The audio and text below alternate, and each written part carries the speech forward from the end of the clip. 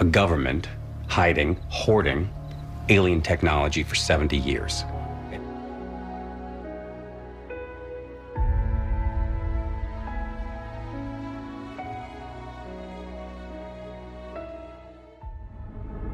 It is called the Black Knight Satellite. It is a name that conjures up mystery.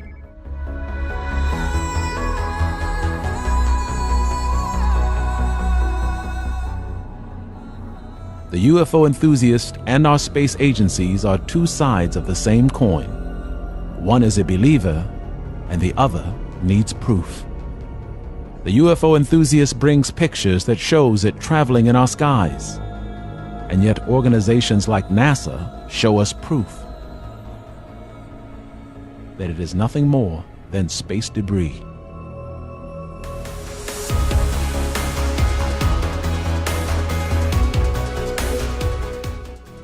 Our understanding of this alien satellite began in 1899, when scientist Nikola Tesla intercepted a strange signal from space.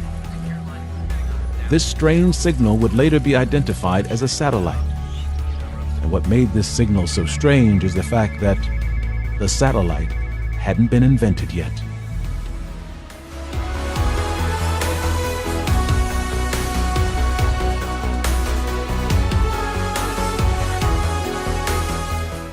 I have a deep conviction that highly intelligent beings exist on Mars, Tesla told a reporter from the Albany Telegram in 1923. While experimenting in Colorado, I obtained extraordinary experimental evidence of the existence of life on Mars. I had perfected a wireless receiver of extraordinary sensitiveness, far beyond anything known, and I caught signals which I interpreted as meaning 1 to 2 to 3 to 4. I believe the Martians used numbers for communication because numbers are universal.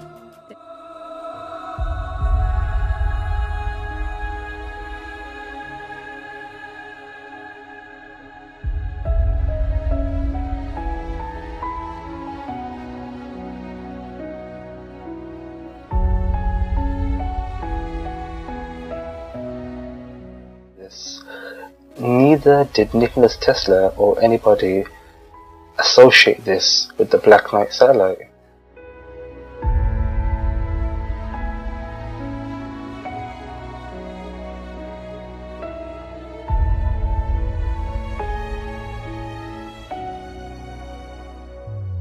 So what exactly is this thing?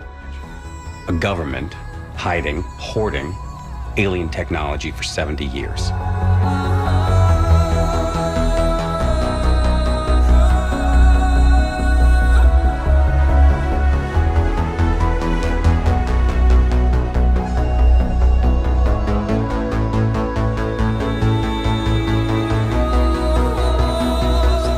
In 1992, the CIA declassified the real story behind Discoverer, a spy program known as Corona. The Corona satellites were deployed in polar orbit because they'd cover every part of the Earth. This secrecy could explain why the Air Force and NASA didn't speak up earlier. Still, many people don't think the Discoverer explanation is sufficient, and who can blame them? World governments don't exactly have an impressive record when it comes to transparency in space. Consider the United States X-37B orbital test vehicle, an unmanned shuttle whose missions remain classified. While stories of ancient alien satellites may not hold up to scrutiny, there's no secret that Earth's orbit is chock full of stuff world governments don't want you to know. A government hiding, hoarding alien technology for 70 years. This film is not created to debate whether the Black Knight satellite exists or not. And instead, this film is created to end the debate completely. The knowledge that comes forth is so beyond man that it is astounding to the intellect, and thus makes man susceptible to a terrible disease, a disease called cognitive dissonance, a disease that afflicts the brain, a brain that is introduced to a knowledge that is more powerful than what the brain believes is possible. The symptoms of this disease is to recoil and scoff at what is a known fact.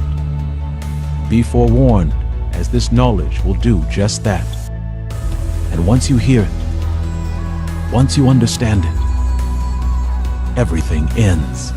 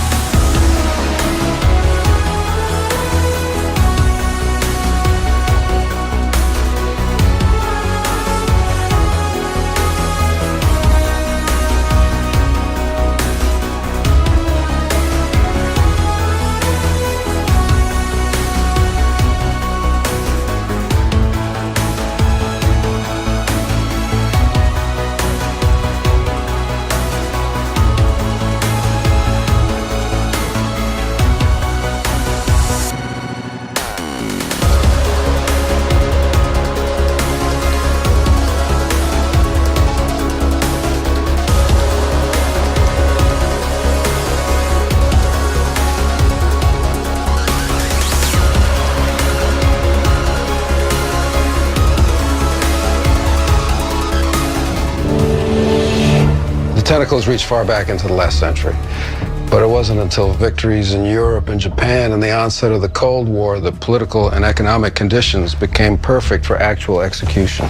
A conspiracy bigger and more secret than the Manhattan Project. More odious and far-reaching.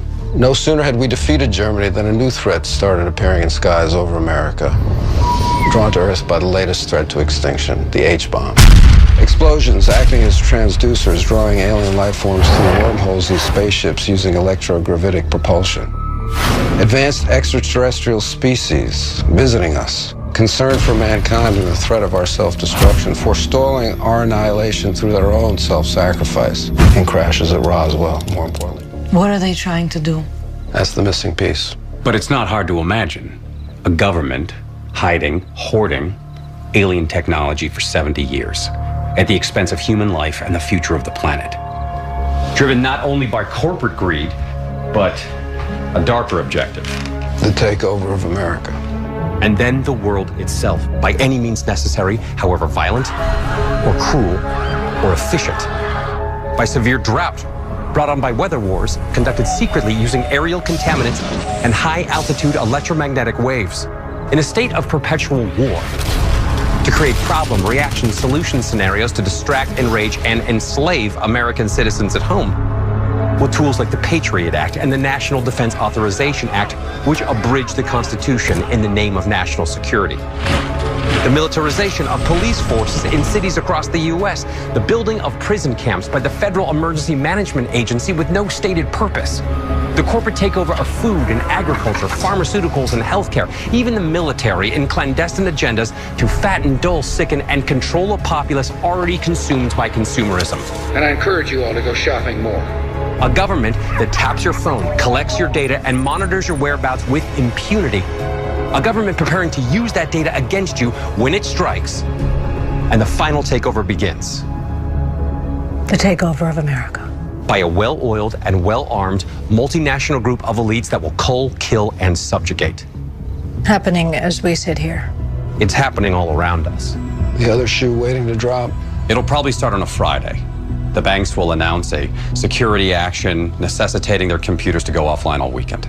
Digital money will disappear. They can just steal your money? Followed by the detonation of strategic electromagnetic pulse bombs to knock out major grids. What will seem like an attack on America by terrorists or Russia. Or a simulated alien invasion using alien replica vehicles that exist and are already in use. An alien invasion of the U.S. The Russians tried it in '47. You can't say these things. I'm going to say them tomorrow.